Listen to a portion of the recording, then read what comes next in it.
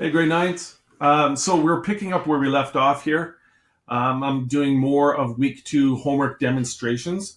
So right now we're going to do page 312, and I'm calling this fake number 18 because this isn't the question 18 exactly, but it's a similar one that I made up. Of course, I'm not going to do your homework for you, but I will be happy to demonstrate questions that are very similar.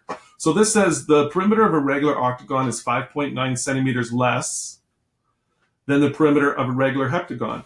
The perimeter of the regular octagon is 36.8 centimeters. What is the side length of the heptagon? Okay, well, I suppose first, it'd be nice to know and have a look at what is meant by heptagon and octagon.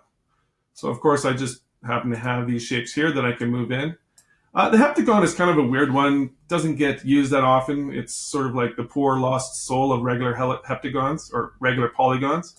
The heptagon has, well, let's look at this. Let me just get this off now. Okay. 1, 2, 3, 4, 5, 6, 7. So a heptagon is 7-sided. And an octagon you're probably familiar with because it's the stop sign, and it has 8. 1, 2, 3, 4, 5, 6, 7, 8. Now, just because a polygon has more or less sides doesn't necessarily mean it has more or less perimeter, right? If I make this heptagon super huge, right, or if I make it super tiny, right, I could alter the perimeter quite easily. So in this case, it says the perimeter of the regular octagon is 5.9 centimeters less than the heptagon. So it sounds like, really, to make a bit more realistic diagram, I should make the octagon a little bit smaller, okay? All right, so I'm just going to grab my pen here.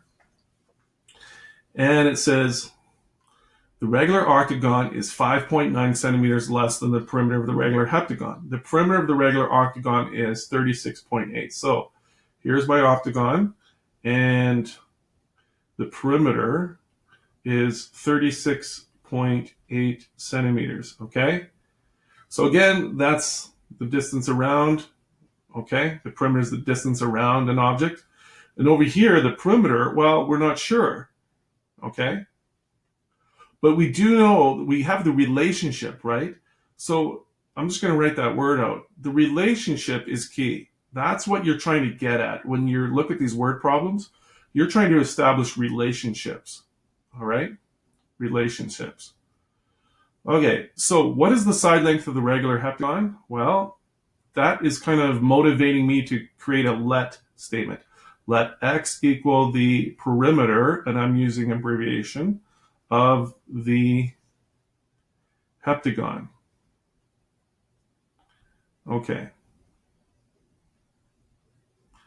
So the perimeter of the heptagon, its relationship to the octagon, well, you have to just interpret the sentence here. The octagon is 5.9 centimeters less, all right? So if we knew what the heptagon perimeter was, if we took away 5.9 centimeters, we would have the perimeter of the octagon. Okay.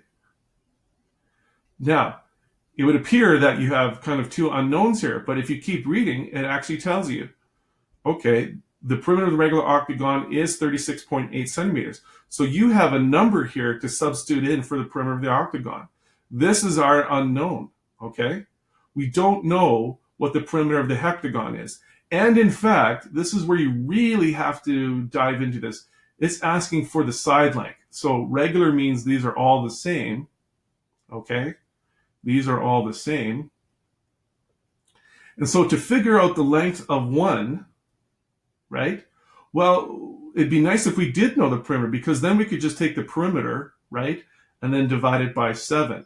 So for example, let's just pretend, if the perimeter of this regular heptagon was 70 centimeters, couldn't we just say then, well, all right, then if we chop it up into 7 equal line segments, isn't each side 10 centimeters? Okay. So I've let the perimeter of the heptagon be x, but I'm simply trying to point out, this is not the final step of this question, all right? what we really are going to end up having, if I can just write this out in pink and set it aside right now, we're going to so we need two variables here. Let S equal the length of one side. And we're talking about the heptagon. The heptagon. I'm just going to abbreviate that as hept. Okay? But back to what we were just doing here. Okay? All right, so we do know the perimeter of the octagon. In other words, let's make this equation more workable. So we've got x minus 5.9, and this is supposed to equal 36.8. All right? So if this ended up being, I don't know, 60 or something, we take away 5.9 and then we get the perimeter. Now we know it's not 60 because this perimeter is only 36. But of course, this is actually just ending up being a one-step equation. All we have to do is add 5.9 to both sides. So we're going to add 5.9 to both sides. This has the awesome effect of doing what? Zero pairing that out.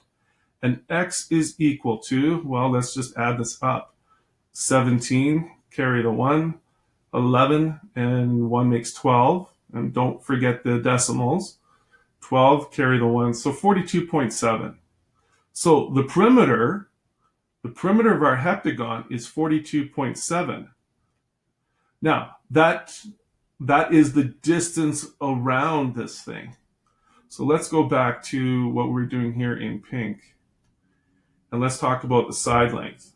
One side length. Oh, that's kind of a wacky looking D there.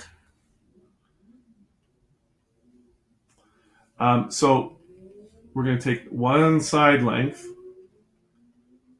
All right.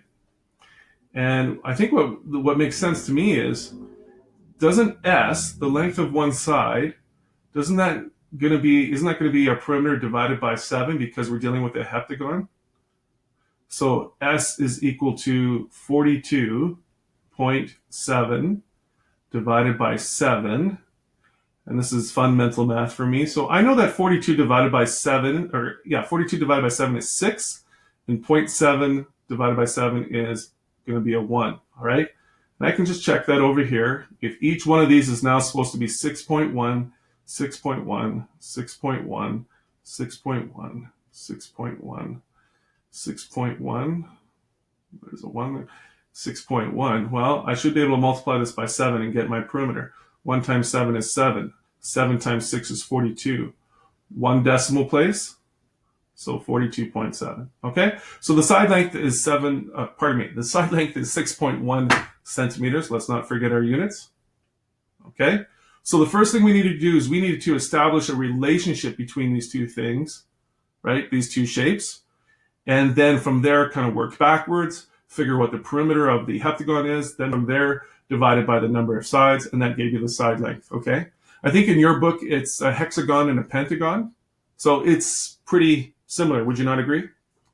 Okay, good luck with this one. I'll wrap it up here, and then I will do question 19. Okay, we'll see you in a minute or two.